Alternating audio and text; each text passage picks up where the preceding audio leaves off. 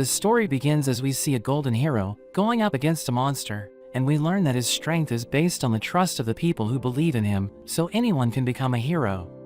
We meet a boy named Lin as he pitches his commercial to his boss, thinking it's a good idea because the upcoming hero competition for the rank 1 spot of Hero X is coming up, but he's told that it's nonsense. He insists it's a good idea, thinking that even a nobody like him could become a hero, but his boss wonders if he believes that, since he's useless and has no special abilities. He tells Lin to just accept reality and orders him to come up with another pitch. But he gets a call from the Treeman Corporation's manager named Jay, and he learns that she already received Lin's proposal. He gets cut off before he can explain himself, and Lin reminds him he was told to send his proposal first thing in the morning, but he ends up being fired on the spot.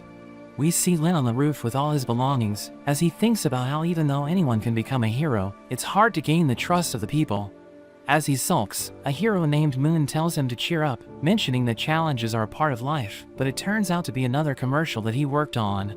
He sees the hero Nice, as he talks about what it means to have a perfect life, but the video glitches, and Lin loses it, noting that even if he's perfect, he'll eventually be replaced when he gets old and ugly. He suddenly appears, and Lin can't believe it, but Nice walks right past him, and he goes over the edge. He instantly falls and smashes into the ground, leaving Lin shocked, and he wonders why he didn't fly. We see Jay as she rushes over with her security, and Lin tries to explain that Nice jumped by himself, but Jay tells her men to grab him.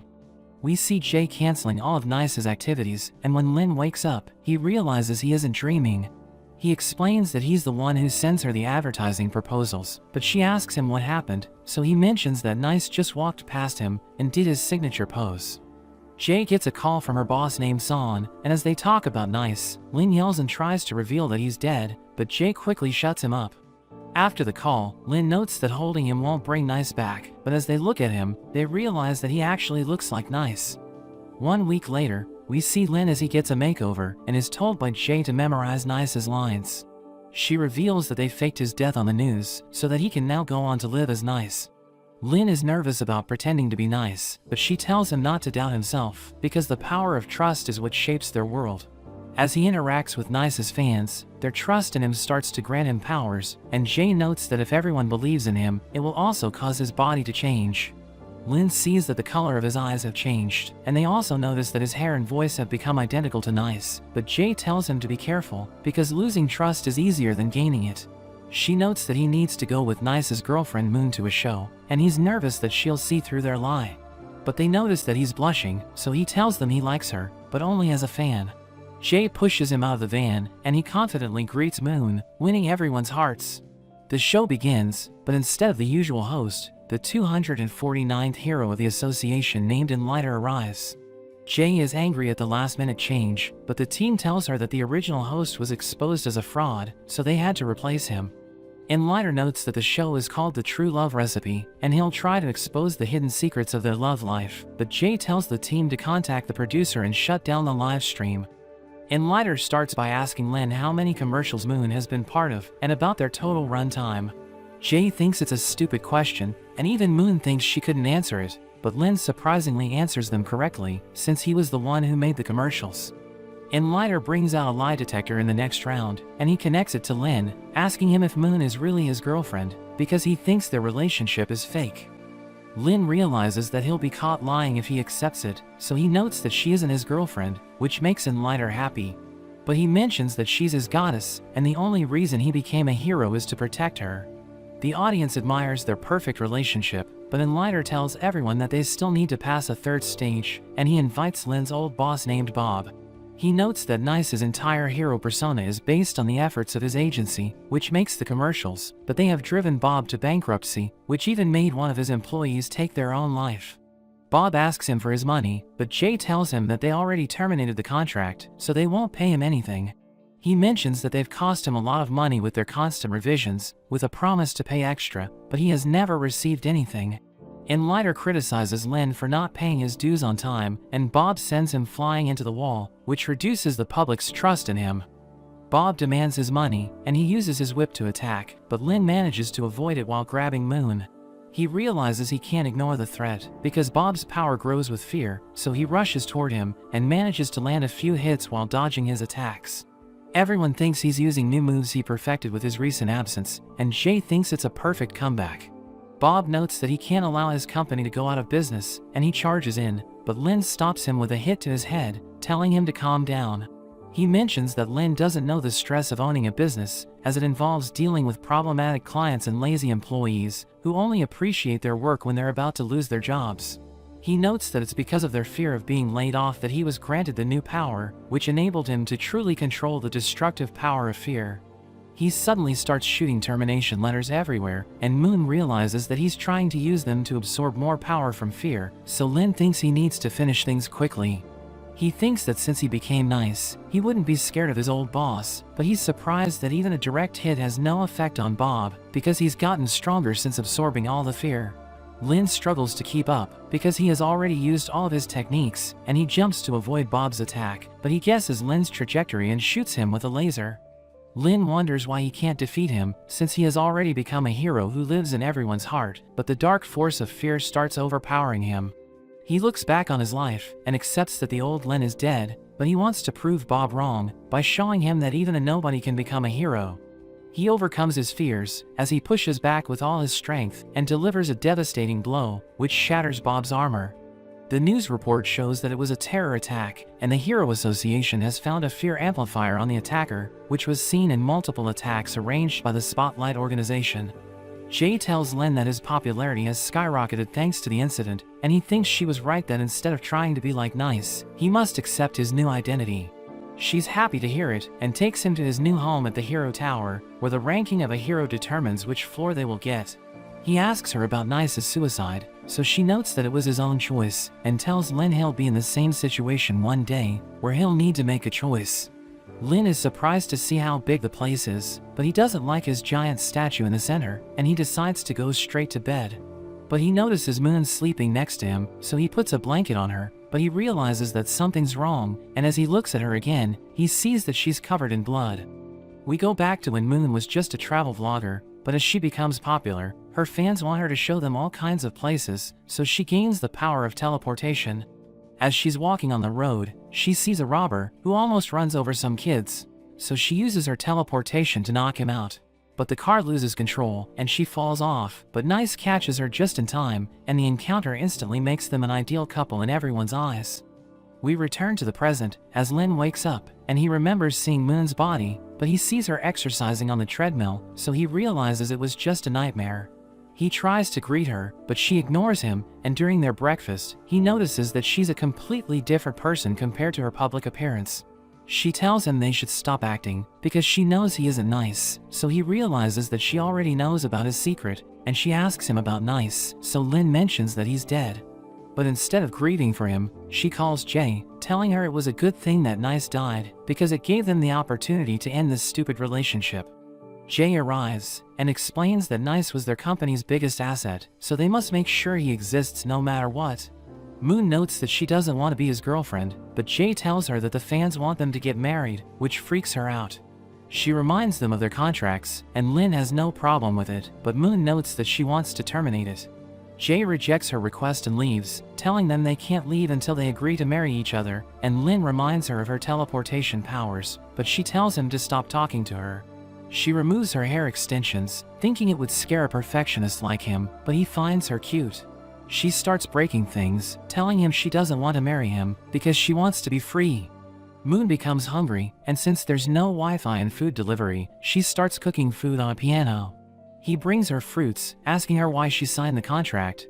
She throws a tomato at his statue, telling him she has always hated it, but he agrees that it's boring. She invites him to also throw something at it, and when he manages to hit it, she realizes that he's different from the old Nice. She explains that his power had a slight issue, which is why he couldn't stand any imperfections or uncleanliness. But Lynn notes that his OCD has been getting worse, and she hits him with the tomatoes, telling him to retain his identity instead of becoming nice. He tells her she shouldn't blame him if he gets a little too competitive, and they end up having a tomato fight. At night, they both prepare to sleep on their separate beds, and Moon asks Lynn for his real name, but he tells her to answer his question first, asking her why she can't teleport out of there. She creates a portal and shows up next to him, telling him their believers wish for them to stay together, so her teleportation portal always sends her to him, which makes her feel trapped. He wonders if she ever liked Nice, so she reveals that she has had a contract with the Treeman Corporation ever since she started vlogging, so it's just work for her. She reminds him to share his real name, so he introduces himself, and she thinks his name is much better than Nice. They remain trapped for a month, and without food or any source of entertainment, Lin thinks he's going to die of boredom. Moon threatens to take her own life if Jay doesn't end the contract, but he tells her to calm down, since she's already used that threat before. As Jay watches them, she's sure that if they stay locked together, they're bound to develop feelings for each other. Lin makes a swing, and as he goes to get a pillow, Moon sneaks onto it. He's happy to see her enjoying it, and she tells him she didn't expect him to have such fun ideas, so he notes that he used to work in an advertising agency. He explains that it was his job to make the impossible possible, and she wonders what kind of cruel clients he had. So he reveals that he worked for Jay, and he made all her promotional videos. She realizes it's the reason why he was able to answer the questions at the show, and he mentions that working for her encouraged him when he was at the lowest point of his life. After that, we see Lin proposing to Moon, and she says yes in front of all their fans, but they're suddenly interrupted by Nice's nemesis named Rek. He mentions that if he can't have something, he won't allow Nice to have it either, and Rek rushes towards Lin. Moon tries to block him, but he jumps over, and Lin barely manages to dodge his attack. They start fighting, and Rek asks Lin why he isn't responding to his messages, but Moon tells Rek to attack her instead, so that he can leave Lin with a lifelong regret. But he thinks she's too loud, so he takes Lin away, asking him where he's been all this time. But Lin dodges the question, thinking Jay must have already told him, but Rek wants to hear it directly from him. Moon tries to intervene, reminding him of his real target, but he has no interest in fighting her, and Jay wonders what's wrong with him, since he isn't following the script. We go back to after Lin made a swing for Moon, and he knows it's selfish, but he asks her if she would like to continue the act. Moon doesn't like it, and as the rope breaks, she walks away since she's angry at him, but he suddenly gets an idea. He calls Jay there, and he tells them about his plan to turn their romantic story into a tragic one, because it will win everyone's sympathy. Jay likes his idea, and notes that imperfection can be more perfect than perfection, but she thinks they will need to kill Moon. In the present, Jay sends a drone and tells Rek to behave, because they've poured so much money into making him Nice's nemesis. But he tells her to leave, because he needs to ask Lin something important. Moon kicks him away, and tells him to finish his work before discussing things with Lin. But Rek uses his magic to create giant structures, and he asks Lin where Nice is. He wonders what he means, but Rek can tell that he isn't the person he knows. Moon arrives and tries to attack him, but he overpowers her, and threatens to kill her if Lin doesn't reveal the truth. She's happy that Rek is following the story, but Lin tells her he'll kill her for real, and he reveals that Nice took his own life. So Rek starts crying, but he suddenly loses control, and starts attacking them with his powers. Jay tells them to leave, because the other heroes will take care of him, but Lin notes that he must be the one to end it. She thinks he still isn't strong enough, but he flies at Rek, and dodges all of his attacks.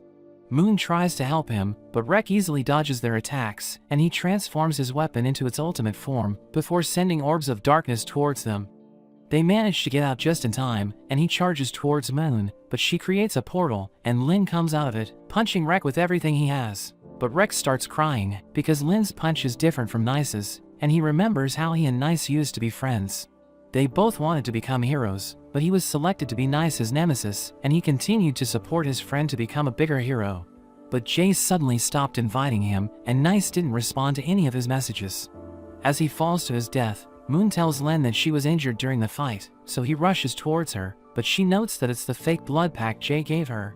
She mentions that the few days she's spent with him were better than the last few years, and she's sad to part ways with him. He starts to cry, making everyone emotional, and it increases his popularity even further. After that, Moon finally creates a portal, which opens to an island, because Lin had asked his fans to wish for something new for her. She wonders what he'll do next, and the TV report shows that he's aiming to reach the top 10 heroes list, so she leaves after wishing him luck. Meanwhile, Enlighter checks the footage from his show, and he realizes that Lin's heartbeat increased when Bob arrived. He suddenly remembers the boy who took his own life, and he checks his picture, realizing he's the same person as Nice. As Enlighter is busy thinking about it, he receives a fear amplifier, which talks him into joining the Spotlight organization, and he's turned into God Eye. Jay notices Lin zoning out, but he notes that he was listening to her, as she was telling him that they have information about Furman's nemesis, and he needs to defeat her. Jay knows that he misses Moon, but she reminds him that it was his choice, so he needs to move forward, or else all his sacrifices will be for nothing. She asks him if he knows what he needs to do next, so he mentions that he must defeat Furman's nemesis Wolf Girl. But she tells him he's wrong, because his main objective is to become the top-ranked hero, and for that to happen, he must surpass Furman and enter the top 10. We go back to the past, when Furman sees a girl crying in a burning building, so he gives his protective jacket to her, but the building suddenly collapses on them. After a while, the rescue team arrives to save them, and they see him holding the building's fallen structure above his head to protect the girl. Jay tells Lin that the incident received wide media coverage, and Furman became a hero. But one day, as the rank 10 hero's nemesis was running from him, he crashed into Furman and died, so he became the rank 10 hero. After that, he was given the task of acting as the hinge for moving the world's biggest boulder, and the association even made him a diamond sculpture. The Hero Association also held a press conference in his honor, where the girl he saved presented him with a red stole. He wonders why Furman can't go directly after Wolf Girl, so Jay shows him the narrow pipe which leads to her hideout, and he realizes that Furman can't crawl because of his powers. She notes that the hideout has a network of tunnels, and they've only found one entrance, but she thinks other heroes are also looking for Wolf Girl. He wonders why they don't just wait for her to get out, but Jay tells him she isn't a reckless villain, since she uses imagination. She mentions how Wolf Girl plants a seed of evil in everyone's hearts, and the underground den is where she prints her fairy tale books, which twist the people's image of Furman. Lin enters the tunnel, thinking Furman represents the Hero Association, so his bad image will affect all heroes. He finds a hero stuck in a pipe, and he helps him, but accidentally pulls off his pants, which makes them both embarrassed. The hero notes that he'll leave, since Lin has arrived to take out Wolf Girl, but as he walks in the opposite direction, the hero tries to attack him, but Lin sends him flying into the wall. After that, Lin finds her hideout, and he starts going through her stuff, asking Jay about his current location. But he realizes it's a trap, since several heroes suddenly receive the same intel, after she had been hiding for such a long time. A timer starts beeping, as Jay tells him he's directly under the Hero Avenue, and a bomb goes off. The explosion reaches the surface, where Furman is talking to some kids, and as the ground shatters, he realizes that his giant statue is about to crush a girl. He stops it just before it crushes her, and she runs away, but Wolf Girl suddenly comes out and grabs her. He tells her to let the girl go, but she mentions that she wants to destroy his sculpture, telling him to let it fall if he wants to save the girl. The other heroes are either stuck in the tunnels, or busy rescuing people, so she wonders if he would protect the egos of the so-called heroes, or an actual living person. The bystanders start telling him to let go, but he still holds onto it, and Lin suddenly arrives. Furman tells him to save the girl, but he notes that Wolf Girl won't harm her, since her real goal is to make him let go of everything. He explains that she's the same girl who gave him the red stole, and she doesn't hate him. But she doesn't like the way he's forced to be strong all the time, and the fairy tales that tarnish his image actually tell his story from her perspective. We learn that everyone bullied her when she was in school, because she told them that Furman is a gentle person. She claims that she was saved by him, but they don't believe her, and they think she's damaging his reputation, because she's telling them he isn't that strong. The Wolf Girl takes off her mask, and she mentions that she wishes for the firefighter who saved her to return, which makes Furman emotional, because he considers her his source of courage. He begins to cry, which leads to a decrease in his trust powers, and the statue is about to crush him, so the Wolf Girl and Lin try to help him, but it crashes to the ground. So everyone starts to panic, but Lin pushes through, and they realize that he's doing his best to save the others. Jay sees everyone cheering for him, and she starts a live stream, which further increases his trust powers. As he successfully lifts it, she sees that his trust rankings have surpassed Furman, so he's now part of the top 10 heroes. After that, Lin heads to the 10th floor, where he meets Furman, who's preparing to move out. But he reveals that he's happy, because everyone wished for him to keep standing up, so he struggled to live his life. Lin notes that his OCD is also worsening, because of the perfectionism that comes with his powers, but Furman notes that he made it to the 10th floor because of the decision he made. As he leaves, Lin tells him that he isn't the real Nice, but Furman notes that he should just try to be himself. Lin remembers Moon, and rethinks his decision to be a hero, but he suddenly sees her on TV, realizing that she was kidnapped by God Eye. Everyone's shocked that she's still alive, but he reveals that she never died, telling them everything about Nice is fake, so he's going to expose him. Lin's trust ranking decreases because of the lie about Moon's death, and he wants to go and save her, but he realizes that he can't leave the tower because the people don't want him to respond. Jay apologizes to her boss Son and tells him that they didn't know where Moon went, so she doesn't know how God-Eye found her. But she assures him that as long as they don't admit to anything, the supporters of Nice and Moon's relationship will be their best defenders. God-Eye realizes that people still don't believe him completely, so he threatens to kill Moon in 1 hour if Nice doesn't face him. Jay tells Lin that his supporters have waited a long time for him to reach the top 10, so they don't wish for him to leave. But he wonders what will happen to Moon, so she tells him they've already sent another hero to save her. God-Eye is surprised when a hero named Blankster arrives, since he's the Treeman Corporation's cleanup specialist, and as he rushes to attack, Jay explains that he's famous for his iron fists. His attacks don't only deal physical damage, because he can also destroy his opponent's memories, and Lin is worried about Moon. But Jay notes that God-Eye and Moon are the only two people who know his secret, so it would be best if they both forget it. God-Eye struggles against Blankster, but he uses his system to analyze him, and he finds Blankster's weakness. He blocks his punch, and mentions how much effort the Treeman Corporation has put into covering up his imperfections, so he could gain everyone's trust. But in the end, only the truth will prevail, and he starts leaking information about Blankster. Son tells Jay to stop the broadcast, so she orders her IT team to replace it with something else, or Blankster's trust will continue to decrease. God-Eye teases Blankster that he's just a third-rate boxer who uses metal plates in his gloves, telling him he's nothing if he doesn't cheat. God-Eye manages to defeat him and tells Lin he's next, but the IT team finally manages to block the signal. Lin tries to leave again, and after struggling for a while, he finally realizes that he won't be able to leave as Nice, so he changes back to his original self. He gets on the elevator, telling Jay that he isn't Nice, and on his way down, he realizes that he never wanted to become Nice because he wanted to be a real hero. He rushes past his fans, who are unable to recognize him without his costume and white hair, and he makes his way to Moon. Meanwhile, God-Eye continues to torment Blankster, and he thinks the supporters are useless because they're so quick to change their beliefs. Lin suddenly arrives, and God-Eye starts the broadcast again, telling Lin to introduce himself. So he tells everyone that Nice is dead, and he's just an ordinary guy named Lin, which shocks his fans. He tells them he worked in an advertising agency designing commercials for heroes, but one day, through a chance event, he became Nice and inherited his trust value. He mentions that it felt good at first, because he thought he was a hero, but he's decided to give up Nice's identity. Before he can finish his point, God-Eye attacks him, since he thinks it's one of his PR stunts. He thinks that if Lin wants to apologize for faking his identity, he should also accept his punishment, and he tells God-Eye to let Moon go, but he notes that she's guilty of helping him. Lin gets up, and notes that even if he doesn't have his powers or trust value, he'll still do his best to save her, but as he charges forward, God-Eye easily blocks him and knocks him down. Lin knows that he doesn't stand a chance, but he continues to get back up, so everyone wonders if he's crazy. Moon's fans think that Nice died a long time ago, so the one who cried at their wedding must be Lin. Jay is also worried for him, since he already gave up their future, and she thinks he's about to get himself killed. The fans wonder why no one is helping him, so they realize it's because no one wants to get mixed up in the fake hero issue, and God-Eye manages to knock him out. He notes that everyone should realize that there are no real heroes in their era, but Lin tells him to stop talking nonsense, and he once again tries to attack.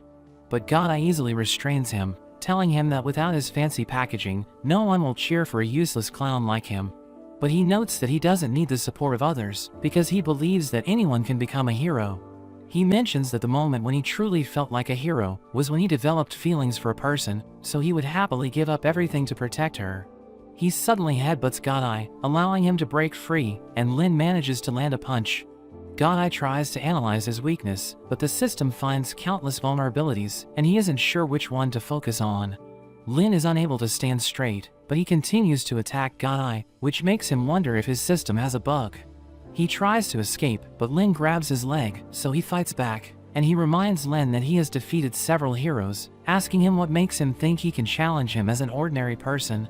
The fans become emotional seeing the fight, and they start cheering for Lin, which increases his trust value, allowing him to fight back. Everyone's shocked by the sudden increase in his power, and God-Eye gets blown away, wondering where his power is coming from. The people are glued to their screens, and they start talking about the fight, while the other hero companies notice Lin's potential, so they consider inviting him to their side. Lin manages to knock out Godai, and Moon's fans realize he was the one who cried at the wedding, so he'd do anything to save her. Jay tells her boss that Lin's trust value has shot back to Nice's level, telling him she'll take care of everything by pinning it on Godai. Lin goes to check on Moon, but as he removes the tape from her mouth, she suddenly turns into a mannequin. He asks Godai where she is, so he mentions that he doesn't know either, and he only used her as bait so he could expose him. He gets arrested, and the association forms a special team to investigate the Spotlight organization, while Lin still stays in the top 10. After that, we see that Moon wished to go to a place where no one would recognize her, but she ended up getting stuck on a deserted island. She also left her portal gun, so she can't return to the city, but Lin suddenly arrives, telling her she was so excited that she forgot to take her gun with her. He asks her if she had fun, and she tells him that she doesn't want to have such a long vacation ever again, but the hero Isol suddenly shoots her, and Lin is left in shock. The story shifts to a boy named Cheng, who sits beside his parents' bodies, and one of the killers wonders what they should do to him. His partner suggests selling him, but before they can take him, Isol suddenly arrives to save him. 16 years after the incident, we see Cheng rushing on his bike as he tells his uncle Rock that he's going to meet his friend Sha. His uncle teases him for having a crush on her for years but not making a move, so he notes that he bought 2 tickets for her favorite singer's concert, and he's planning to ask her out. Rock reminds him about the Isol performance opportunity, but Cheng tells him to give it to someone else since he's busy. Sha thanks Cheng for helping her sort out the forms, but she notices that his career goal is blank, so he mentions that he has already found a job. He tries to ask her out, but they're suddenly interrupted by a boy named Chao, who shows her his form. She wonders why he listed several companies, when he's interested in starting his own business, so he mentions that they're the places where he has done internships. She becomes impressed hearing this, while Cheng texts Rock to see if he can still make it to the performance. Sha asks Cheng what he was going to ask her, but he makes an excuse that he's getting late for his extra shift, and rushes out of there. Rock tells him that even though he won't be paid for the performance, people from the hero company Mighty Glory will be there. So if they take an interest in him, he might get a chance to perform alongside Isol for his 34th anniversary event. Cheng performs wearing Isol's costume, but one of the kids named Pomelo complains about the performance, saying it isn't up to date. He notes that the costume is 5 years old, while the background is from 10 years ago, and the stories they used are 2 decades old, so they should get a refund for such a sloppy performance, and the other kids agree with him. After the show, Pomelo tells Cheng that unlike the other Isol performers who wear fancy costumes, his suit is old, so he should stick to his classic act. But Pomelo's sister suddenly arrives, and he realizes it's Sha, so he quickly wears his helmet to hide his face, but she comes up to him and tells him that Pomelo liked his performance. She asks him if he's free tomorrow, because she wants to discuss something important with him, and he becomes flustered hearing this. Rock is happy that he's making progress, but he notes that she didn't see his face since he was wearing a mask. He tells Cheng to be confident in his work and take her to his cafe, where he can confess to her at the special spot, which is considered lucky for couples. They're suddenly interrupted by 2 men, who demand money for the deliveries, but Rock tells them that he received dozens of complaints about them. He fires them, but they think he has no one else to handle the deliveries, so he points to Cheng. They give him the delivery boxes, and bully him for thinking he's a hero, just because he's wearing a stupid costume. After finishing his new work, Cheng returns home, where he tries upgrading his suit, but seeing that his trust score is still stuck at 0 breaks his heart. He mentions that the trust score is important in their world, but he still hopes he'll meet Isol one day. The next day, Cheng meets Sha, who mentions that her brother always talks about him. She asks him to help Pomelo, because he mostly stays home, and he doesn't have any friends.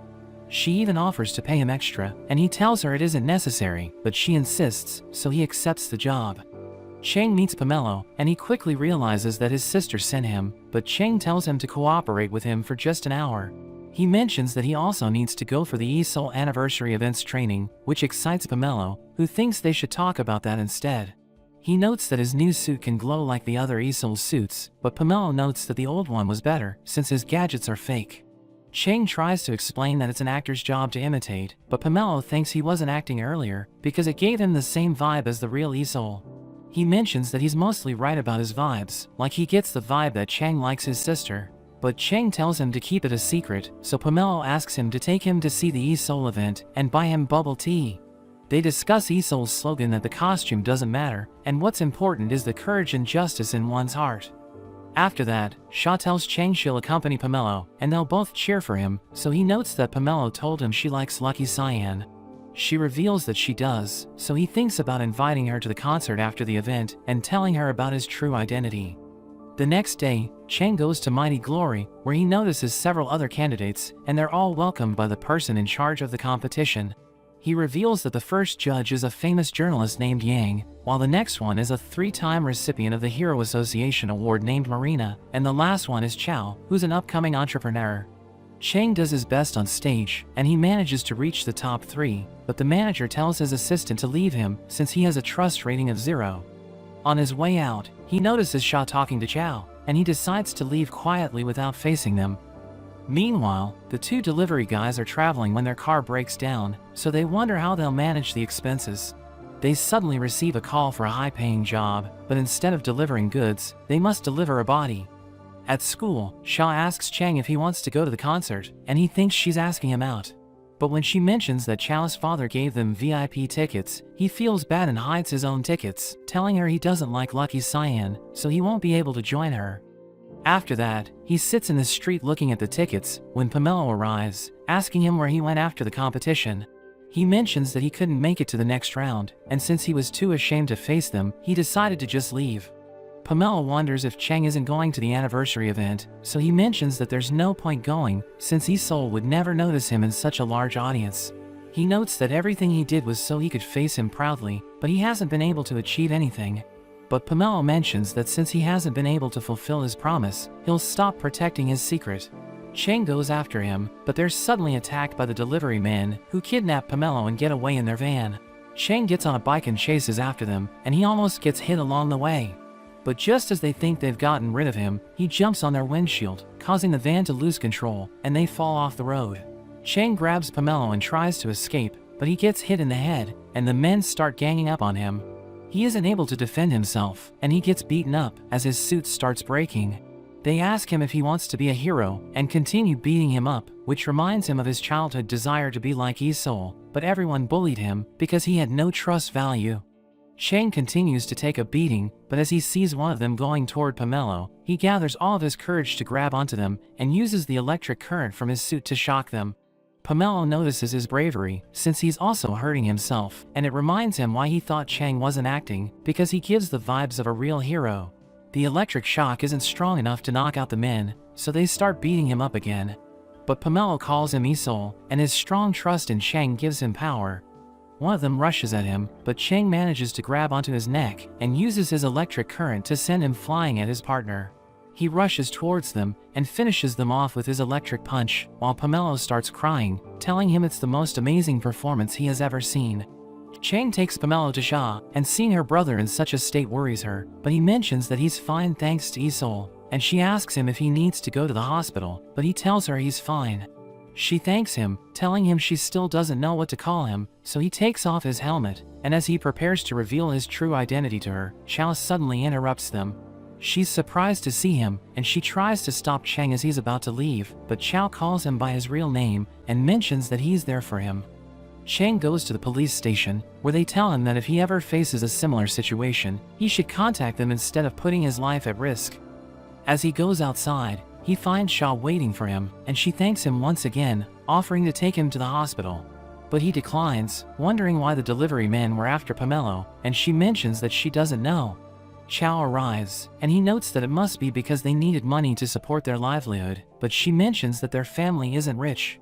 He thinks their parents being out of town could have made them an ideal target, and he gives everyone a drink, but Chang is shocked upon touching it, so Sha tells him to go to the hospital, but Chow thinks it's a symptom of going viral, revealing there's a video of the incident, which was taken by people at the scene, and it already has over 1 million likes, so he asks Chang to check his trust value. They're surprised to see that his trust ranking has increased, and Sha wonders if he's okay, so he mentions that his heart is beating, and he feels like he's being electrocuted. That evening, Chang messages Sha, but she wonders why he's still contacting her from his hero profile, so he becomes embarrassed. She tells him that since the first time they met to discuss Pomelo at the bubble tea shop, she had a feeling that he was the person behind the mask. She notes that she accompanied Pomelo to see all his performances since she wanted to see the other side of him so that she could get to know him better. The next day, Chang takes Shaw to the tea shop, and they sit at the lucky table, but as he's placing their order, a kid notices him and asks to shake his hand. But Chang's powers makes his hair stand up, and it makes him so happy that he rushes to tell all of his friends. Rock sees it as a good business opportunity, so he tells the kids that they can meet Chang if they buy a drink. Once everyone is gone, Rock finally sits down to relax, and he mentions that Chang has gotten busy after going viral. So he needs to hire a manager, but he doesn't think he has the budget or any big plans, and Rock notes that he has already picked someone for him. Chow arrives, mentioning that he asked Rock to suggest someone he could work with, and Rock leaves after telling Chang that Chow has been interested in him. After that, we see Isol training, and his manager briefs him about the upcoming anniversary event. He mentions that he has already prepared a speech for him, and tells him the team is thinking of changing his slogan, but Isol decides against it. The manager notes that the popularity of the fake Isol is also growing, and he's already stolen around 1% of their fans, but Isol isn't bothered by it. Chow prepares a robotic arm for Chang so that he can control his current, but it doesn't work as planned, and Chow notes that they'll be able to steady the current once the new parts arrive. Chang wonders if it's wrong to be impersonating Isol, but Chow notes that in their world, heroes are chosen by the support of the people. He thinks Chang's fans see the unlimited potential in him, and reminds him that he was the one who saved Pomelo, so he deserves to be a hero. Chang and his friends look for crime in the city, and they soon hear about a bank robbery, so Chang defeats the robbers, which increases his public trust and popularity. But Chang's progress hurts the original Isol, because he appeals to the younger audience, so the brands want to partner up with him instead. At the 34th Isol anniversary event, Isol launches his new action figure, but no one seems to be interested in it. The other journalists ask him questions about the rising popularity of the young Isol, but he refuses to answer them. Chang becomes popular with the children, and Chow thinks it's because he can stay Isol even when he removes his mask, while the real Isol never shows his face to the public. Chang and Shaw visit the tea shop, but she notices that he's looking at the news of his rising popularity, so she advises him not to get carried away. She reveals that Chow asked her out, which shocks him, and she wonders why he's so surprised, so he notes that it's nothing, but he asks her about her answer to Chow. She tells him that she hasn't decided yet, but they should go since Chow has prepared a surprise for them. On their way, she asks him why he lied about liking Lucky Cyan, because he said he doesn't listen to her music. He looks for his concert tickets, but he realizes that he forgot them at home, so he doesn't tell her the truth. They finally arrive at the location, and Chow shows them their new lab, which he built using his father's investment. He notes that Chang's growing popularity convinced his father to invest in them, and he plans to make improvements if they get ranked on the Hero Commission. Shaw wonders if Chang has thought about moving to the Hero Tower after he gets ranked, but he notes that he hasn't thought about it, since it still feels like a dream to him. Chang goes outside to get some air, and Shaw joins him, asking him to promise her that whatever happens in the future, he will face himself with courage and honesty. But before he can say anything, police cars suddenly stop in front of them, and they tell Chang he's under arrest. The police tell him that the kidnappers have accused him of staging the whole scene, and told them that he promised to share his profits after he became a hero. But Chang denies it, and he notes that he doesn't even know them, so they show him a picture of their interaction when he made the deliveries. Chow realizes they can't sit idle, so he starts a petition in Chang's favor, which gains thousands of supporters. The police take Chang to meet Mike Glory's representatives, and he's surprised to see that Shaw is there instead of Chow. Isol's manager tells them they'll forgive them if Chang gives up his hero identity and makes a public apology, but Shaw objects to it, since she thinks they didn't violate any laws. She mentions that Chang became a hero because people wished for it, but the manager mentions that Chang had a trust value of 0 before using Isol's title and popularity. He tells them one last time to give up on the identity, or he'll be forced to take legal action, but Chow suddenly arrives with new evidence. He presents the dashcam footage of the robbers' van, which shows that they received a call from someone to kidnap Pomelo, but Isol's manager refuses to believe that it wasn't Chang. Enlighter arrives, revealing that it was an encrypted call, and he explains that an ordinary university student wouldn't have the skills or finances to do that. After that, Chow praises Shaw for handling the pressure well, but she thinks it was good thinking to hire Enlighter. He tells her that it was all thanks to his dad's connections, and he wonders if Chang is ready, because his fans are waiting for him outside. He's shocked to see such a large crowd gathered to support him, and they all call him Isol, so he becomes emotional. At Rock's tea shop, a man sees the news, and he notes that Chang is nothing compared to the original Isol, because he has been through countless fights to become a hero. But Rock tells him that times have changed, and they must get used to playing with the new rules. Chow calls Chang and Shaw to come to the lab, but since it's raining, they stop at the bus station. He apologizes for lying to her, so she reminds him that he should be brave and face himself honestly, telling him she'll support him unconditionally if he does that. Meanwhile, Chow looks at the new suit he prepared for Chang, and he puts on the mask, but as he opens the shutter, he finds a man holding a gun in front of him. Chang and Shaw also arrive, but before Chang can get there, the man kills Chow, thinking he was the new Yi-Sol. At the funeral, Chang meets Chow's father, who mentions that if he feels regret in his heart, he should search for the murderer instead of waiting for forgiveness. Chang tells him that he needs his help, revealing that he already knows the murderer's identity, since he saw the scar on his neck, which he gave to one of the kidnappers. Chang starts investigating the kidnappers, and Shaw wonders why he's doing it himself, so he mentions that he can't trust the police, since the killer was supposed to be locked up. But he suddenly receives a call and leaves, telling her there's something important he must do. Chang holds a press conference, where he reveals that the two kidnappers weren't in jail, and the agent responsible for the case is missing. He believes the agent was killed to close loose ends, and he mentions that he always admired Yi-Sol, but he thinks that the scales can't be balanced by relying only on one side. So he chooses not to rely on others, and decides to fight Yi-Sol on his 34th anniversary.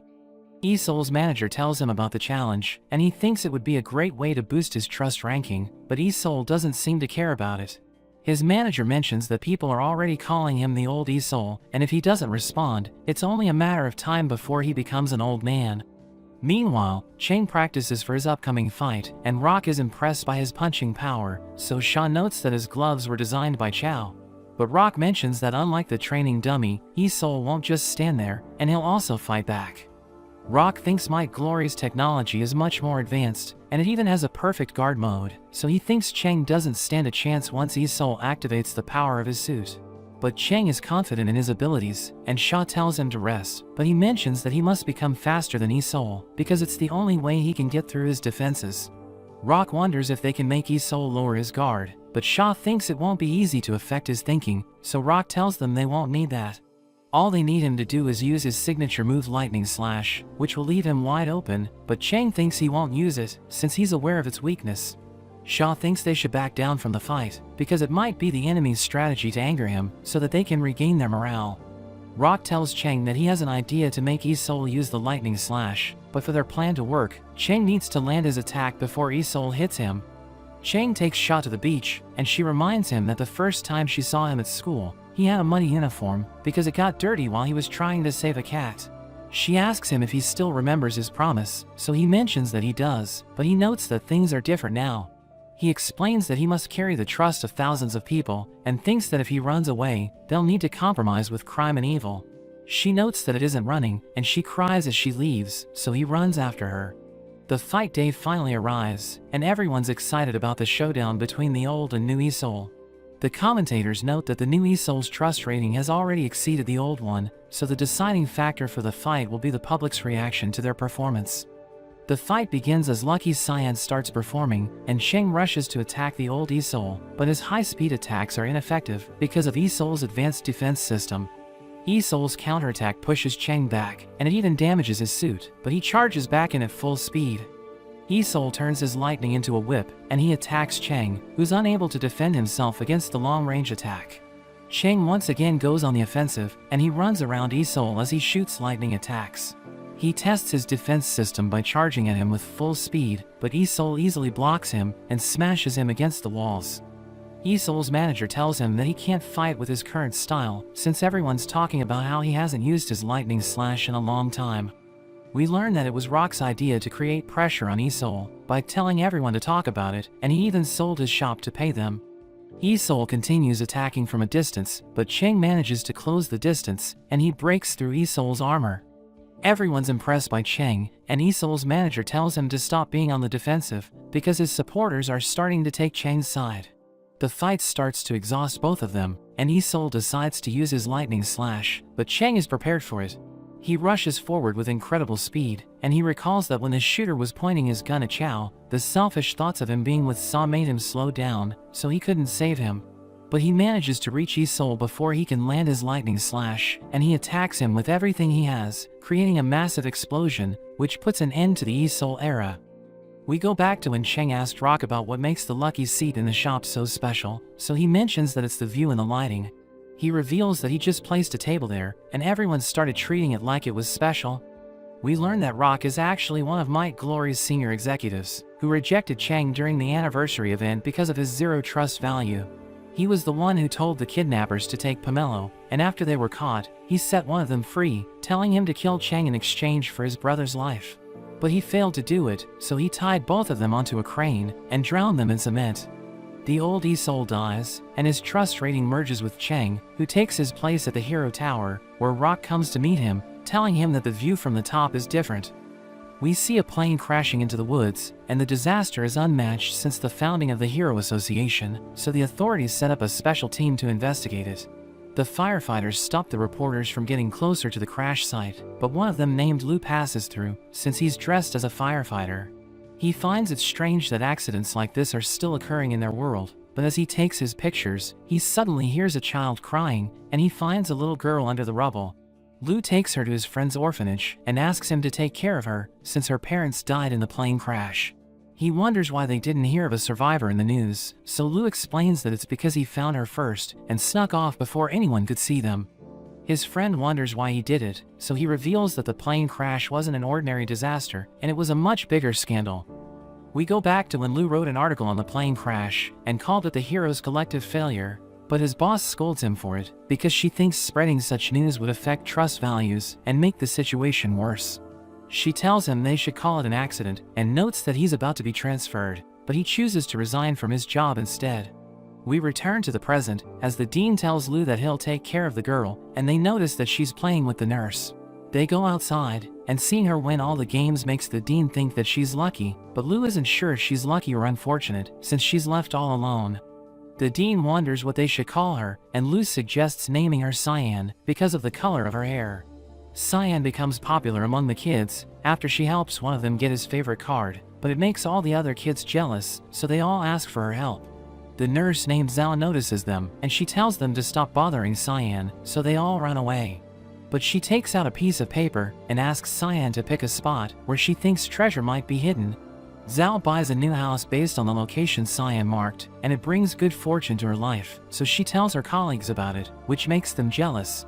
A girl named Chi asks Cyan to pick the best guy for her to marry out of the 3 options, and the one she chooses turns out to be secretly rich, so Chi's life instantly improves. Everyone starts asking Cyan for help, and Zhao even brings a lady from outside, so that Cyan can help her recover from her illness. But the dean notices her taking money, and he's disappointed in her, telling Cyan to tell him if anyone tries to bother her. After 5 years, we see that Cyan has become the face of the orphanage, where she sings and blesses charms, which bring good fortune to people. The dean notes that he never thought they would be able to help such a wide audience, and he gives her all the credit, telling her she has brought happiness to everyone. Cyan is treated with respect by the other children, but it stops her from having fun like a normal child. While walking, she hears a radio program where a woman is talking about the conflict between heroes and how it has brought disasters upon people. She realizes that the voice is coming from the room of the new boy named Luo, and he invites her to sit next to him, but she asks him who's talking on the radio.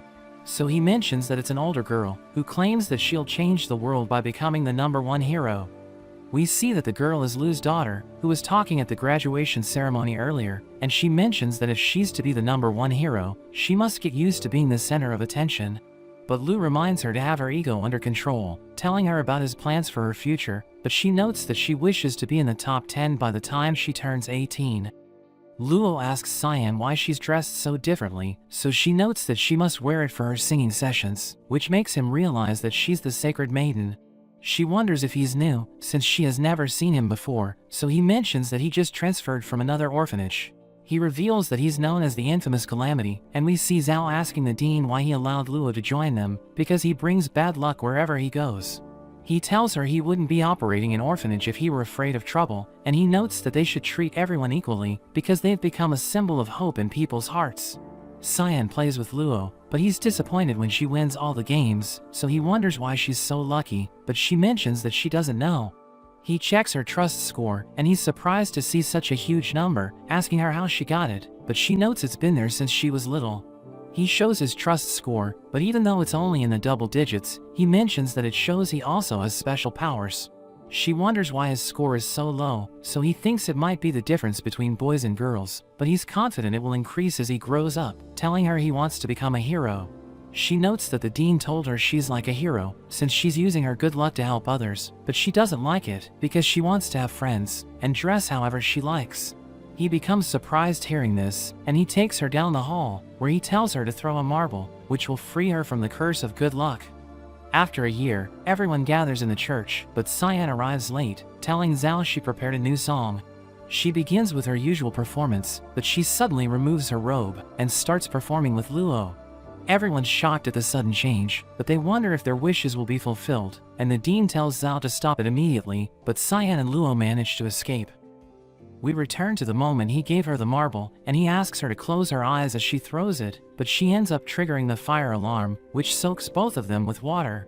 He tells her that good luck isn't always perfect, and they both laugh as they enjoy the moment. Cyan and Luo are about to leave the orphanage, but the dean uses his powers to close the door, telling them he won't allow them to ruin his dream of helping people to become a hero.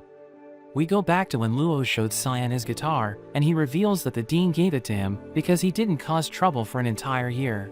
He starts playing it, and they see lights coming out, but he thinks they're just decorations to make the performer look cool, and he tells her to try it out.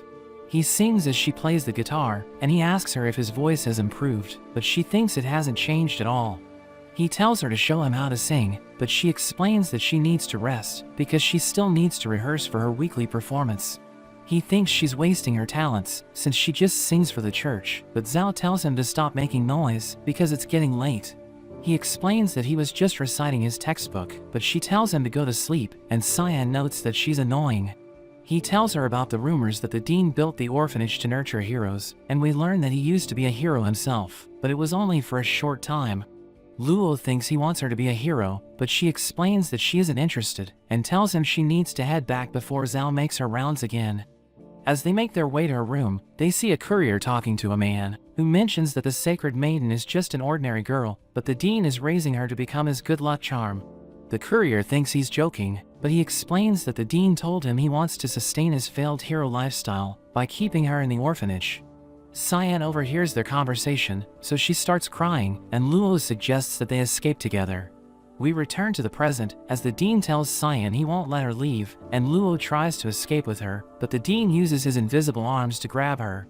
He tells her he had high expectations for her, and explains that it's hard to gain trust value, but Luo charges in, and attacks him with his guitar.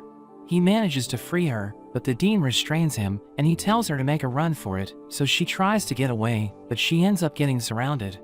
Luo tells her not to give up, because she's the luckiest person alive, and Truckun suddenly crashes through. We learn that the driver fell asleep, and he tries to stop the truck, while Luo grabs onto the dean, reminding him that he has bad luck. The truck crashes into them, and Cyan becomes worried, but Zhao tries to catch her, so she quickly gets away. The driver starts to panic, but he realizes that nobody died thanks to the dean's powers, while everyone wonders why the Sacred Maiden ran away. Cyan reaches a city, where her shoes break, and she starts crying, hoping Luo is okay. She plays the guitar, and sings his song called My Color, which reminds her of the moments she spent with him, so she becomes determined to save him. A stranger gives her a coin, and she uses it to play the lottery, but she ends up losing, because her trust value has reached 0, so she's no longer the luckiest person in the world. She realizes that she needs money to survive, so she starts performing in the streets, and the people enjoy listening to her. So they gather around her and give her coins, as she continues to sing in front of them. She eventually makes a small fortune, and a man gives her a new pair of shoes, to replace the ones she broke. She now has the money to buy everything she needs, but as she gains popularity, the people start to recognize her as the Sacred Maiden.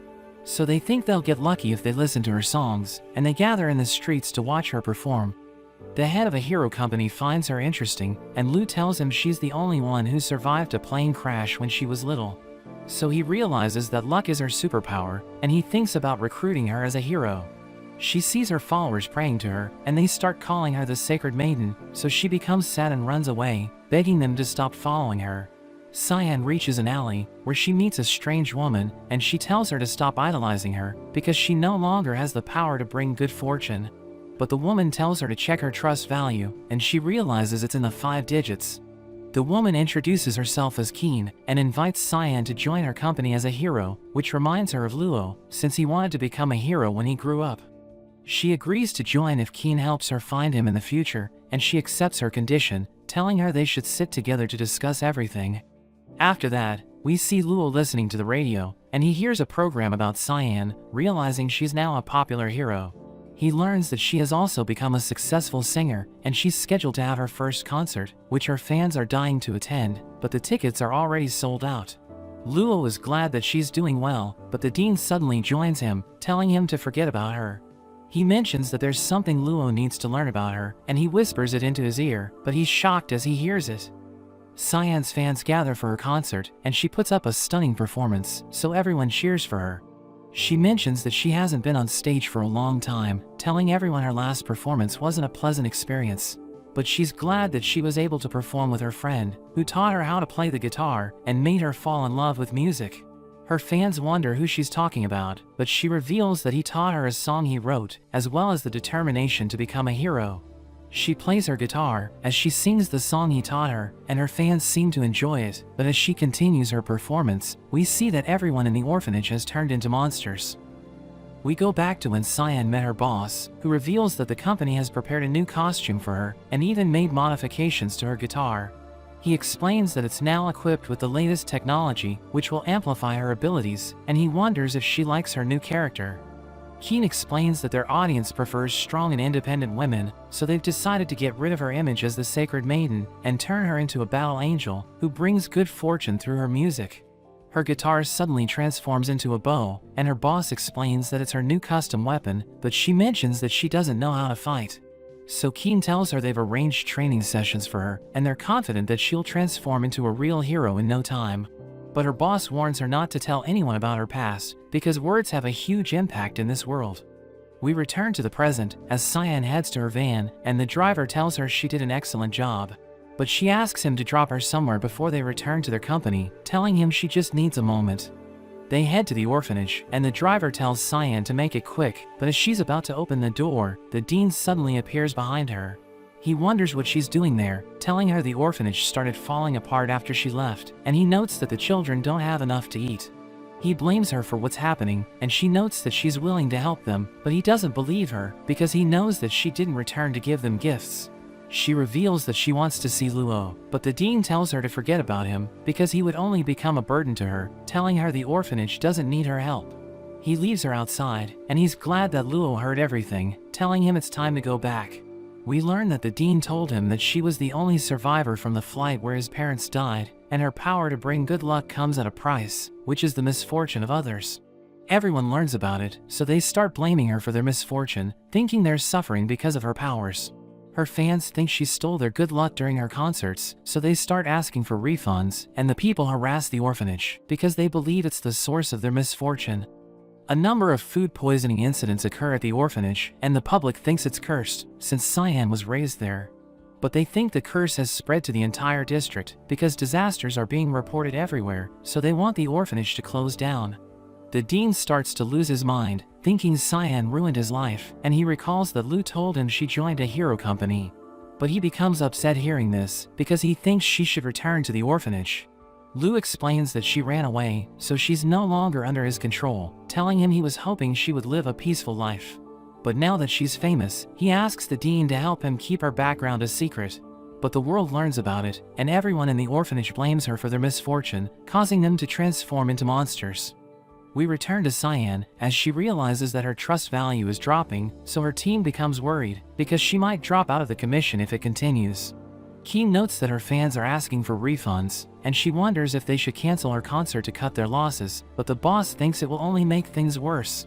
Cyan suggests holding a press conference, where she can tell everyone the truth, but he's convinced that the rumors are true, asking her to explain why she has the power of good fortune. But the hero named Queen suddenly joins them, and they're glad she has already recovered, because she just lost her ranking match to an unknown person. Cyan apologizes for bringing her misfortune, but Queen tells her it isn't true, because her songs helped her recover. She mentions that the people are blaming Cyan for the plane crash, but she reveals that everything can be explained through a recording, which Lu gave to the dean. Cyan decides to look for it, but Keen mentions that the entire district is in chaos, telling her to leave it to the other heroes because her trust value is still dropping.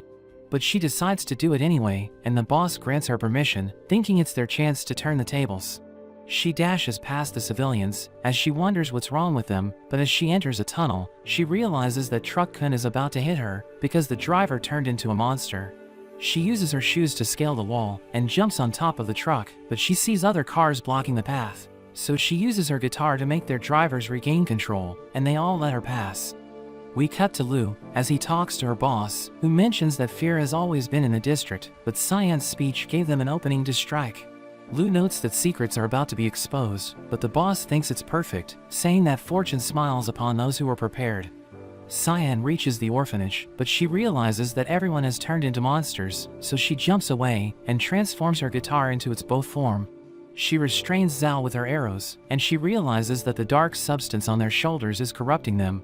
But they start chasing after her, so she runs away, as she fires her arrows at them and manages to destroy the mask controlling their bodies. But the Dean's invisible arms suddenly pull her away, and he tells her she's the reason why he turned into a monster, so he wants to make her suffer. She takes out her bow and fires an arrow that destroys his arms and hits him in the chest. She uses her spray to mark an area where she can dodge his attacks, and he tries to crush her with his arms, but she jumps away and hits him with another arrow. He immediately recovers and attacks her with his full strength, but she cuts through his attack and manages to close the distance. She smashes him with incredible force, knocking him out, but her guitar breaks apart, and she notes that she still needs to find the file, so she tells her yo-yo to help her look for it. It shows her the path and leads her to the Dean's room, where she finds the recording, but she suddenly hears Luo's voice. He blames her for his bad luck, thinking he was a fool for trusting her, and he believes she's the reason why his parents died. She tells him it isn't true, but he doesn't believe her and starts to attack her. She dashes past him and heads to a computer where she tries to play the recording, but he suddenly appears behind her and ends up destroying it. He prepares to finish her off, but she asks him if he still remembers the marble he gave her, and she uses it to hit the fire alarm, causing the sprinkler to activate. But the computer suddenly turns on, and it plays her recording. We go back to the moment the plane was about to crash, and the pilot reports that he has lost control, so the passengers realize they're doomed. Cyan starts crying, and Luo's parents reveal that they have a child around the same age, but they're sad because they won't be able to see him again. Luo's father sings to calm her down, and his mother reveals that it's the song they sing whenever Luo is crying, telling Cyan she must survive. All of the passengers want her to live, because they think she's too young to die, and they pray that she'll get lucky and survive the crash, so that she can carry on their wishes. We learn that Cyan never believed Luo wrote My Color, because she had heard it before, so she knew that he copied it from someone.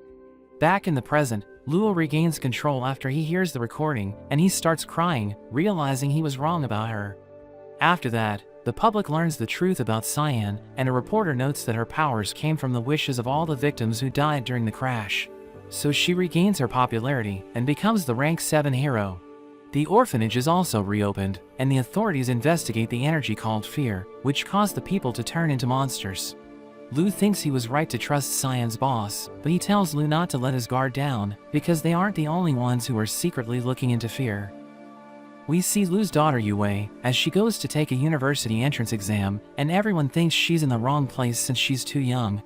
The test begins, and the examiner is confused when Yue finishes the test in 30 minutes, but she's shocked to see that Yue got a perfect score.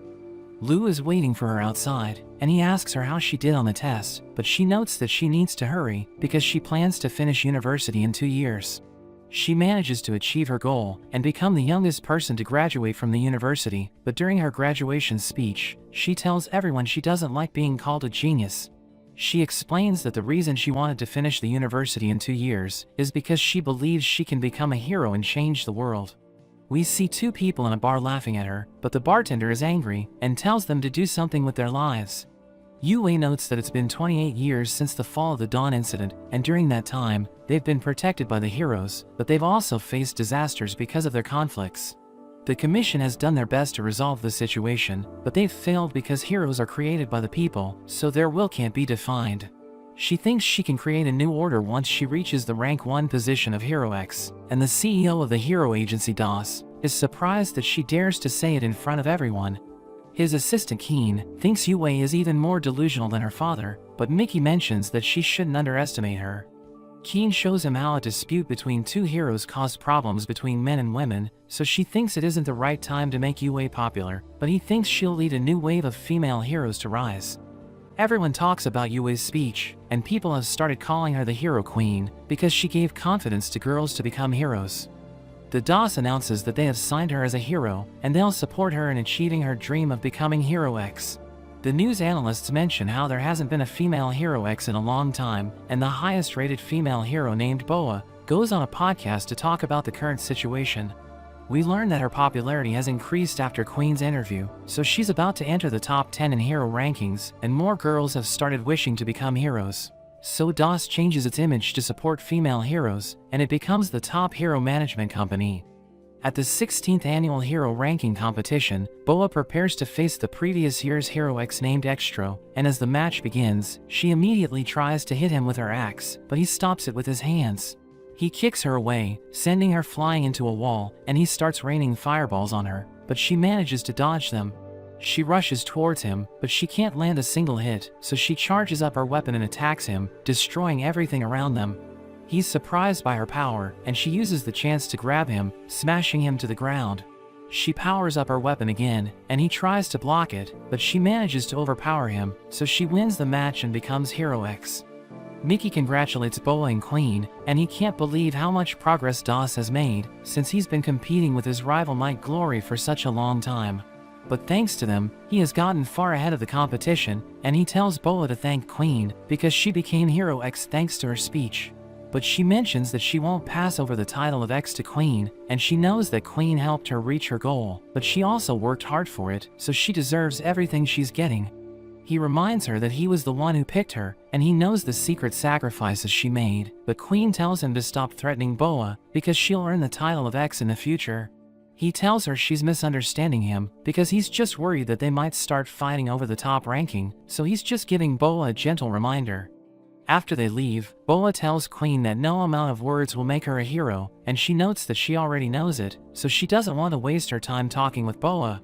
She becomes angry and tries to attack Queen, so she uses her power to freeze her, but she still manages to move, which surprises Queen. But a cat suddenly arrives, and she lets Boa go, as a hero named Little Johnny comes looking for it. Queen tries to leave, but she can't look away from the cat, because she finds it too cute. He lets her hold it, and seeing how much it likes her, he thinks it must be destiny that they met, so he invites her to his floor. We learn that San resigned, and he ended up making the Treeman Corporation, which focuses on developing heroes. Because of the company called FOMO, which provides people with a convenient method of communication, regular people are showcasing themselves and becoming heroes. New hero management companies are created as a result, and they no longer stick to traditional methods due to the media revolution, which is why they need to create an environment capable of dealing with the future. Rock resigns from FOMO, and he agrees to take over Might Glory, so everyone's looking forward to what he can do for the company. Queen is watching the news in Johnny's room, but the cat steps on the remote and changes the channel to where Cyan is singing. They go to meet her, and as Cyan pets the cat, Johnny wonders if it means they'll have good luck, but she explains that she doesn't know how her power works. He thinks she should bless Queen to make sure she wins against Boa, but she refuses, because she doesn't want people to say she won because she got lucky. At the 18th hero ranking event, Queen is surprised to see that Boa has already been eliminated, so her opponent is another hero, whose name hasn't been entered in the roster. She prepares to fight, but she's instantly defeated, and she doesn't even know what happened. At night, Queen is holed up in her room, since she hasn't experienced failure before, and she sees people making fun of her on TV. Mickey calls Lou, telling him he doesn't know anything about the hero who defeated her, so he'll go to meet him. But as he reaches the top floor of the hero tower, he's surprised to see that it's completely overgrown with plants. As Queen checks her phone, she sees news about how people have started going against Cyan after her past was exposed. There are rumors that she was hired by Queen to make sure she defeats Boa, but she didn't expect to be affected by Cyan's bad luck. Boa watches the same news, but she throws her dumbbell at the TV because she thinks Queen is using underhanded tactics to take the title of X. Boa thinks about how ever since she was a kid, she told herself that the only way to be successful is to work hard, because she knew that she was born without talent. She trained harder than everyone else and became the youngest female agent in the commission, but her goal was to be liked by everyone and become a hero. She remembers the time she got shot, and she tells herself that she didn't come back from the brink of death just to lose to a cheater. She thinks about how Queen is using her father's relationship with Mickey to achieve her goals, which makes her angry, so the fear energy gathers around her and ends up causing an explosion. Meanwhile, Johnny puts food outside Queen's room, and we learn that he's worried about her since she hasn't come out for days. He mentions that Cyan isn't doing well because of the rumors, and he tells Queen that she shouldn't believe anything she hears because Cyan needs people to trust her. After he leaves, Lou talks to Queen and reveals that he was the one who found Cyan in the plane wreckage. But instead of alerting the authorities, he sent her to his friend's orphanage because he didn't want people to judge her. He prepares to go to the commission because he thinks there might be something he can do to solve the situation, but Queen suddenly comes out of her room. She asks him how he plans to fix everything, so he reveals that the commission tried to hide what happened during the plane crash, but he knows where to find a recording of what happened on the plane. After that, Queen heads to Mickey's office, where Cyan is also present, and she apologizes to Queen for not bringing her good luck, but she mentions that her singing helped her through her depression. She thanks Cyan because her song made her hear an inner voice that she had never heard before, and she tells everyone there's a recording from the plane crash at the orphanage's office. After a while, we see a lab tech who has been corrupted by fear, and he causes explosions around the city. A car is about to fall on innocent civilians, but Queen comes to their rescue, and she starts chasing after him. He tries to hit her with his missiles, but she dodges all of them and defeats him by throwing her spear at him.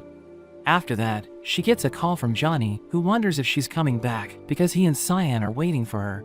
He's surprised that she's still out on a mission, even though the ranking tournament is about to begin, and he reminds her how she refused Cyan's blessing last time. But she needs to make sure Cyan blesses her before the tournament, because it might affect the results. Boa suddenly arrives, and she thinks Queen will use dirty tactics to win the tournament, so she thinks they should fight before it. Queen dodges all of her attacks and kicks her away, but Boa fights on, and her strikes are so powerful that they're destroying everything around them. Queen tries to block her attacks, but Boa sends her flying and follows up by smashing her into the ground, but Queen quickly recovers. Boa rushes towards her, and Queen uses her power to freeze her, but it only works in a small area, so Boa extends her weapon and hits Queen from the side. She reminds Boa that the commission will punish her for attacking a hero before a ranking match, but she thinks Queen doesn't have the right to judge her since she's using underhanded tactics. They continue to clash with each other, but Queen lands a hit, which sends her smashing across the tower. She attacks with her spear, but Boa gets out of the way and pushes her head against a wall, but she strikes back and sends Boa flying. She uses her weapon to swing towards Queen and punches her away, but she lands on her feet and uses her powers to lift the containers. But Boa is able to close the distance, and she blows her away. Queen is confused because Boa's trust value is lower than before, but her attacks are only getting stronger. Boa notes that Queen was handed everything her whole life, while she fought hard to get to where she is. So she won't lose and give up the title of X, but Queen reminds her that she no longer holds that title. As the fight continues, Queen kicks Boa away, but she extends her weapon and grabs her foot, smashing her into a ship.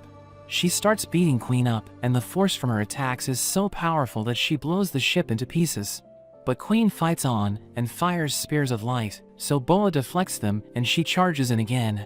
But Queen blocks her attack and hits her with a powerful laser, which destroys anything it touches, but it doesn't affect Boa, who starts attacking even more recklessly. But Queen activates her ultimate skill.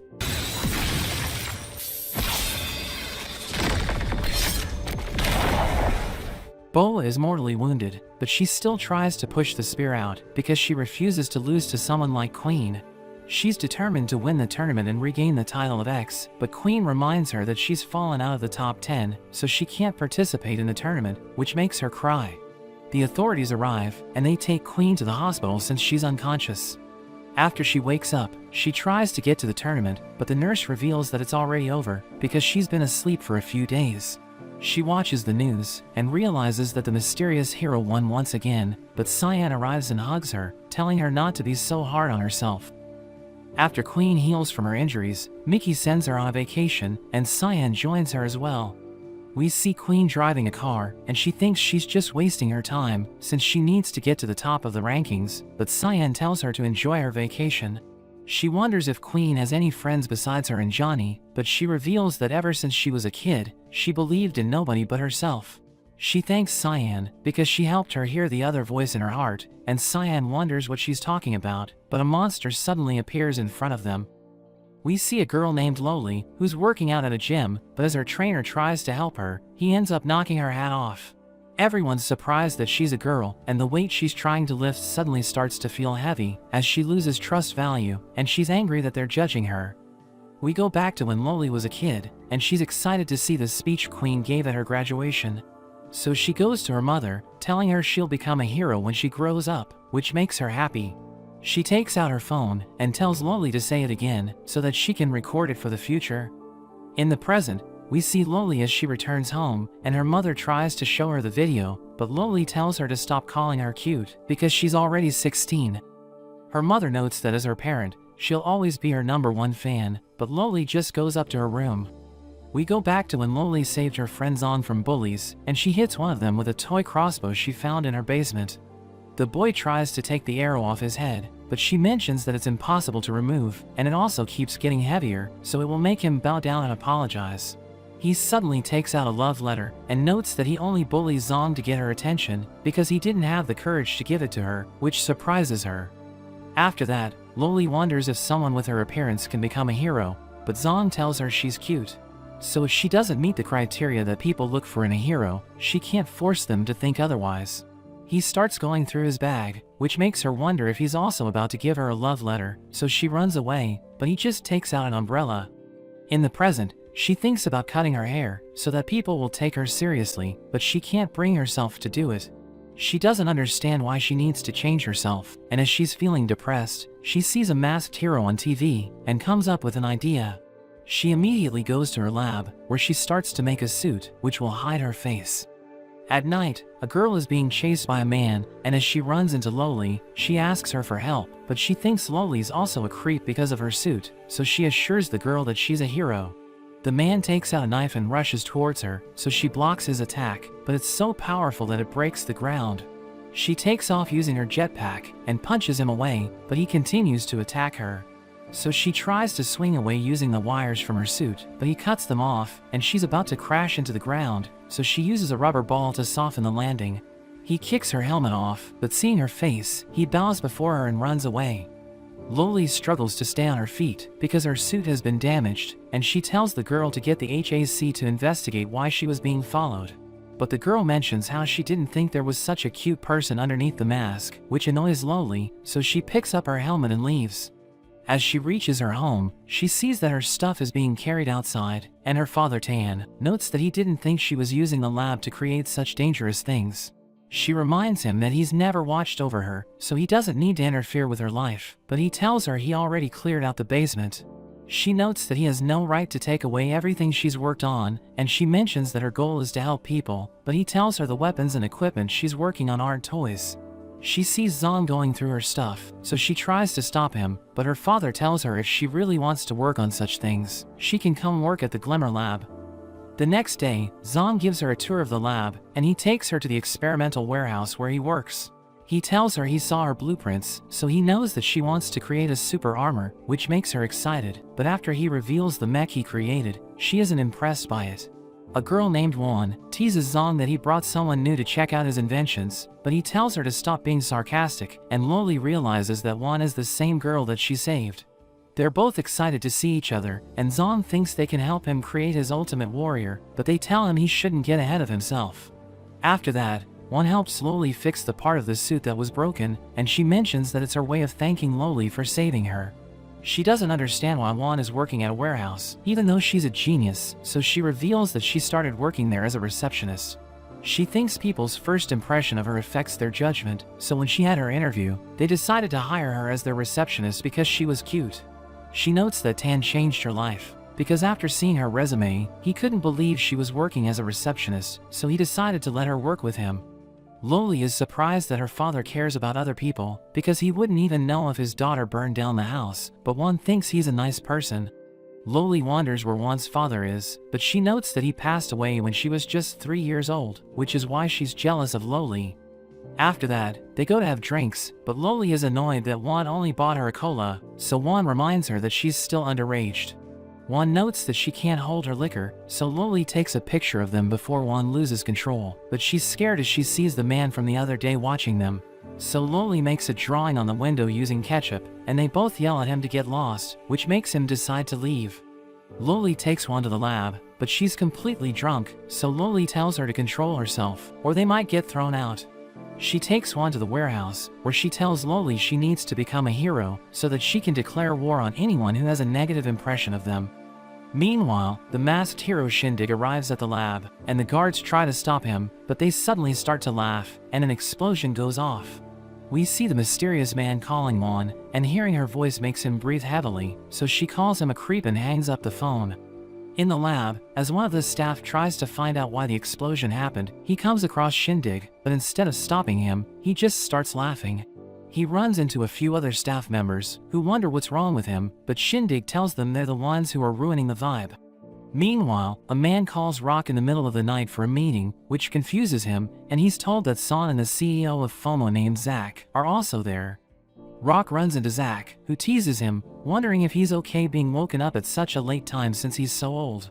He asks Rock if he achieved his ideals after leaving FOMO, but he tells Zach to worry about himself because he saw the news that Shindig terminated his relationship with Zach's company. Zach notes that Shindig was the first hero developed on FOMO, and his music helped him gain a large amount of followers, who helped him become the fastest hero to ever reach the title of X. Rock mentions how he warned Zach that he shouldn't let the heroes run wild, and he needs a way to control them, but Zach thinks it isn't fair since everyone deserves a chance. They reach the meeting room, where everyone is told that the reason they have been gathered is because there has been a major breakthrough in the research of Project Zero, which has been carried out in secret for quite a while. Tan explains that they managed to extract a substance called fear from the incident at the orphanage in District 70, and they've been researching it for the past year.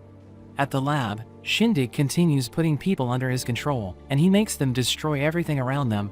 He raises the temperature of the equipment, which causes more explosions, and he manages to reach the research team. In the warehouse, Juan traps Loli because she thinks the creep who's following her is causing all the problems, so she plans to face him just like Loli taught her. She tells Juan to stop because she's drunk, but she mentions that she's calmer than ever, and she can't just stand back while the people close to her are being threatened. Meanwhile, as Shindig gets close to his target, a researcher tries to stop him, warning him that if the contents of their research spill out, everyone there would be done for. But Shindig grabs his throat, telling him to open it up, and even though he tries to resist Shindig, he ends up falling under his control. Juan arrives and tells Shindig to come after him if he needs anything, which makes him think she's his fan, and he asks her if she's nervous seeing him in person. She grabs his helmet and tries to take it off, which startles him, and he makes one of the men grab her. She yells at him for thinking all pretty girls like her are fragile, and she notes that even though he's using a helmet to hide his face, she can still see his creepy eyes. He's surprised that she's already gone crazy before he even used his powers on her, but she mentions that she's completely fine, and tells him that even if she has gone insane, it's only because he keeps following her. He becomes angry and tries to hit her, but Loli arrives with her suit and punches him away. Juan is surprised that she's using the suit because it isn't ready yet, but Loli thinks it's the perfect time to test it. At the meeting, everyone is told that the Glimmer Lab is being attacked, so they all call their heroes to go there. Zach wonders if he should post it on FOMO, but Rock stops him because the situation is already too chaotic. He calls one of his heroes named Ghostblade, but he doesn't pick up, so Zach mentions that Rock's management style doesn't seem as perfect as he makes it out to be. In the lab, all of Shindig's puppets attack Loli, but they can't land a hit because she's too fast for them. She hits them lightly, but seeing that they aren't staying down, she uses the jets on her suit to land a powerful attack. Shindig takes off his helmet, and he mentions how the suit she's wearing is being wasted on her, so he tells her to give it to him because he thinks he can use it to get back the title of X. He knows she won't give in to his demands, so he tries using his powers to make her crazy for him, but he's shocked that it isn't working on her. She starts to slap his face, and she's angry because she can't believe someone like him was the top hero in the past. He begs her to stop, and she tells him to apologize to Juan for stalking her, but his body starts to glow, and he throws Loli into a wall. He tries to punch her, but she blocks it, and uses her jetpack to get away, before attacking him from behind. But he counters and starts beating her up, and even though she manages to punch his face, he's still completely fine. He sends her crashing into a wall, and he keeps attacking her, so she doesn't have any time to breathe. Juan sees that Loli is having a hard time, so she sends a weapon to her, and Loli uses it to smash Shindig's stomach, sending him flying into the glass. But they see that the fear energy has started to leak, so everyone evacuates the lab, while the energy grabs onto Shindig. Tan arrives, and is told about this situation, so he mentions that Ghostblade will take care of everything. He's surprised to see that Loli is in the suit, and he realizes that it's what she was working on in her own lab. He's angry because he didn't bring her there to keep working on such dangerous stuff, and he wishes for her to stop dreaming about being a hero. But Juan notes that she is a hero, because everyone would still be in danger if she didn't save them. He mentions that he's just worried, but she shows him the fear energy in her hand, telling him she knows he's only worried about it, and he can't believe she's able to hold it in her hand. After that, Tan reports the incident to the higher-ups, and he reveals that the material he found in the wreckage of an alien spaceship crash has the ability to suppress fear. He notes that the alien material ignores the laws and energy of their world, and he believes they can use it to isolate the features of trust and fear. So it might give them more opportunities to refine the features into medicine, and he gets their permission to survey the spaceship wreckage. Meanwhile, Shindig returns to the Spotlight organization, and he asks for help, as he notes that he did everything he was told, but a masked man just gives him a new mission. We see a boy in a forest, who's trying to get away from Ghostblade, but he catches up to him, and ends his life by stabbing him in the stomach. He thinks about how he enjoys the silence after someone passes away, because he lived with a large family, so he never had moments of peace. We see that he belongs to a family of butchers, but he always thought they could achieve more, and he believed a butcher should be silent, so he decided to become the coolest assassin. He knows that mammals have sensory nerve endings in their hair and skin, so when people touch them, it releases endorphins that help reduce stress and calm them down. He always pets the animals before butchering them, and he wasn't doing it to lower their pain, but to make sure they don't make too much noise. After FOMO was formed, he believed it was a dumb idea, because he didn't think people could get the trust of strangers. But he eventually gained a following on FOMO, because he was a silent and handsome butcher, which increased his trust value, and he realized how easy it was to deceive others. He was eventually approached by a man to join Might Glory and become a hero, so he accepted the offer, and left his family behind. He ended up becoming an assassin, but he never bothered to gather information on his targets, and he just killed them like he butchered the pigs. We return to the present, as he wishes that he won't be cursed by the boy he killed, because he isn't the one who wanted him dead. As he prepares to leave, he suddenly feels a gust of wind, so he turns around and sees that a huge monster has appeared. In the year 23, we see Ghostblade sitting with a girl named Lean, who was a hostage he saved after he became a hero, and she eventually became his wife. The first time he saw her was when he was chasing a target, who pulled a knife on her to make him stay away. But Ghostblade was shocked by how calm she was under such a dangerous situation, and he stabbed the man's head. After that, they started dating, and even though they rarely talked to each other, they understood each other's feelings. Even on their wedding day, Lean was on her phone, and instead of accepting him as her husband by saying the words, she just texted them to him. The first time she put down her phone was when she was told she was pregnant, and after that, she decided to change herself, and tells Ghostblade that she wishes to have a complete family. She notes that if he leaves his obsession, the things he was forcibly given will disappear, so she wants him to stop being a hero. She mentions that both their parents are getting older, so she wants to live with them, but he becomes scared, because he remembers the time he spent with his family. She tells him to say something or even give her a nod, but seeing that he isn't responding, she decides to leave him, and takes their daughter with her. He thinks about how his family was right about him, because he doesn't know how to express his feelings, and he doesn't even know what emotions are. After that, he keeps an eye on his daughter from afar, but he never shows himself to her, and he realizes why his father only observed him when he was teaching him how to butcher pigs. We learn that his daughter is Juan, and the creep she thought was stalking him turns out to be Ghostblade. As he's following her one day, he sees her running from him, but he thinks someone is threatening her. She comes across Loli in her suit, and he thinks she's the one who's harassing Juan, so he decides to confront her. They start to fight, and he kicks the helmet off her head, but he's confused to see that she's a girl. He realizes that he misunderstood the situation, so he bows in front of her and runs away. As he goes home, he remembers the time he got a teddy bear for Juan, but Lean told him that she's already 18, so she won't like such a gift. Lean mentions that he doesn't know anything about Juan, and she wonders if he even cares about her, but she tells him it doesn't matter because he's already dead to her. He thinks about how Lean was right about him, since he doesn't know anything about his daughter, so he decides to make a detailed plan to make sure he finds out about her lifestyle. He starts to copy her routines, and after seeing her activities, he notices that she's being influenced by Loli. He knows that sometimes a person isn't influenced by their parents, but by their close friends, and he thinks about how Juan never went out to drink or stay up late at night. But she's changing because of Loli, and he doesn't want to interfere with her growth, but he thinks Loli is a bad influence, so he decides to do something. He goes home and calls Juan, but he still can't get himself to say anything, so she calls him a creep and hangs up. After that, the lab is attacked, so Rock calls Ghostblade and tells him to solve the situation. He goes to the lab, where he walks past Juan, who notices something familiar about him, but she has no idea who he is. After everything is cleaned up, Tan tells Rock and Ghostblade that the commission has accepted his proposal, so he'll be going to the shipwreck immediately. Rock thinks he should take time to prepare, but Tan mentions that the commission needs everything to be over quickly to make sure there are no leaks. So the only people coming with him are the ones who experienced the attack last night, but Rock tells him it's too dangerous, so Ghostblade offers to go as well.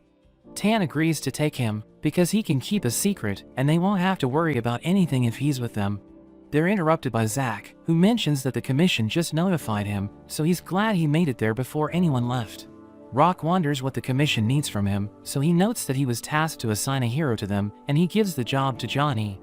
On their way to the shipwreck, Loli hacks the analog signal of the call they got last night, so she can find the creep's location. Juan wonders what she plans to do after finding him, so she mentions that she'll expose him to the whole world so that he can learn his lesson. Zong asks them what they're talking about, so Loli tells him that a man has been following Juan, but she doesn't want Zong to know, because he'll tell everyone in the lab. Loli manages to find the creep's location, but they're confused because it shows that he's right behind them. We see Ghostblade and Johnny following them in a car, and he thinks about how Johnny is the kind of person he hates, because he's overly familiar.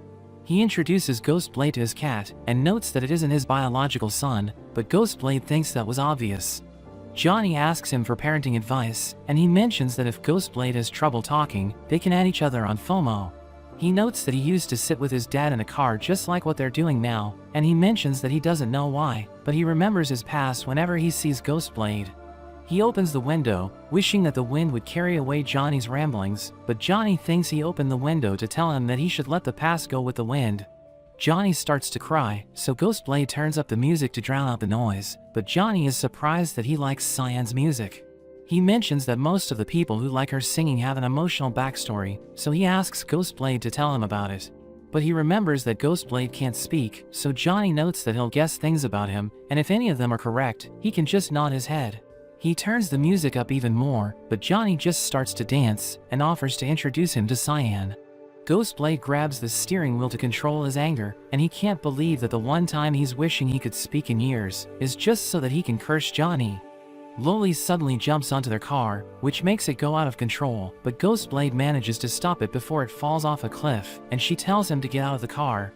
After that, they all sit with Tan, who scolds Loli for acting irrationally, but she mentions that she was trying to bring Ghostblade to justice.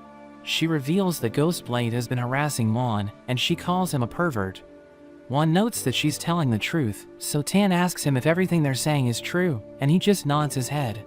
Juan wonders why he would do such a thing, and Johnny realizes that it's why he had a deep look in his eyes when they were talking about emotions. Ghostblade is embarrassed, because they never discussed anything, and the look in his eyes was one of anger. Johnny mentions that Ghostblade was listening to a Cyan song, which is Juan's favorite, so they wonder if he's been noting her hobbies. Loli asks Johnny if he noticed anything else, and he reveals that there were whisper flowers in the car, which are Juan's favorite. Tan pulls Ghostblade to the side, and notes that there's no age limit for love, which shocks him, and he tries to tell Tan it isn't what's happening. But since he can't speak, Tan doesn't understand the situation. He confirms from Ghostblade that he's single, and Tan asks him if he really loves Juan, which makes him think about how much he loves her, since she's his daughter. Tan notes that Juan is single as well, so he should stop beating around the bush and confess his feelings to her. He offers to create opportunities for Ghostblade, but mentions that if she rejects him, he should stop trying to force his feelings onto her. At night, as they're about to have dinner, Tan welcomes Ghostblade and Johnny, and he praises Ghostblade to make him seem cool in front of Juan. He tells Ghostblade to serve them food, but he eats it himself, so Tan notes that he was telling him to serve Juan. but Loli tells her father to stop putting his nose in other people's business, telling him he doesn't even know his own daughter's favorite food. Johnny mentions that children need attention from a young age, so just parenting them once in a while doesn't work. Loli tells Tan that even Johnny has more parenting experience than him, but Juan thinks Loli is lucky since she at least has a father. She mentions how her father passed away when she was little, and even though her mother always tells her that he wasn't worth her time, she still keeps thinking about him. She starts to cry, so Ghostblade tries to give her a napkin, but Johnny grabs it instead. He tells Juan that she's lucky since she at least has a mother, because both his parents passed away when he was little. He wished that he had never spent time with them because it would have been better than experiencing happiness, only for it to be taken away from him. Everyone starts to cry, and Tan tells Loli he wishes he had spent more time with her, but there are many people's futures that depend on his research. She mentions that she's jealous of Johnny because he became a hero at a young age, but he tells her he had his own reason. Ghostblade puts his coat on Juan, and he feels that something's wrong because even he's starting to feel sad. So he looks around and finds Shindig, who has been completely taken over by fear. He realizes that Shindig is spreading fear to others, which is what's making them all sad, so he prepares to fight him. He takes out a knife and stabs Shindig's hand, causing his arm to explode, but it instantly regenerates. Ghostblade cuts off both of his arms, but he keeps growing them back, so Ghostblade hits him with a flurry of attacks, which makes him scared, and he tries to run away. But Ghostblade keeps slashing him, and as he's on his last legs, he apologizes for his actions, explaining that he was forced to do everything. As Ghostblade gets close to him, he tries to attack once again, but Ghostblade cuts him up, causing his body to explode. After that, everyone returns to normal, but Juan finds a notebook in Ghostblade's coat, and as she reads it, she sees that he's written about how she likes whisper flowers. We learn that they were in the first bouquet he gave her mother, because their fragrance lasts the longest, so he thought the smell could be with her, even when he isn't by her side. He also started listening to Cyan's music because of Juan, even though he never liked it, since he couldn't sing along. But he has fallen in love with it, because it makes him feel closer to his daughter, which makes her realize he's her father. But that's where this video ends. Remember to like and subscribe to the channel. Thanks for watching, and I'll see you next time.